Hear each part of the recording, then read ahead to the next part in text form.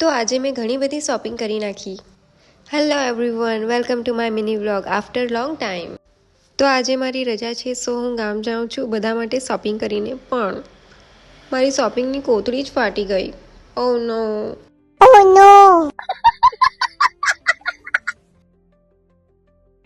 મારી માસી માટે મેં ખરીદી એક પિંક સાડી એન્ડ મોટા ભાઈના માટે ખરીદ્યો એક શર્ટ.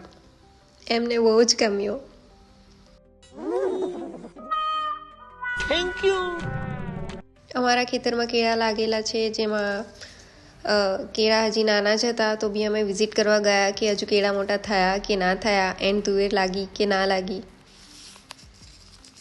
અમારા ખેતરમાં એટલી બધી તુવેર છે પણ હજી ફૂલ જ લાગ્યા હતા, તુવેર લાગી જ નહીં હતી.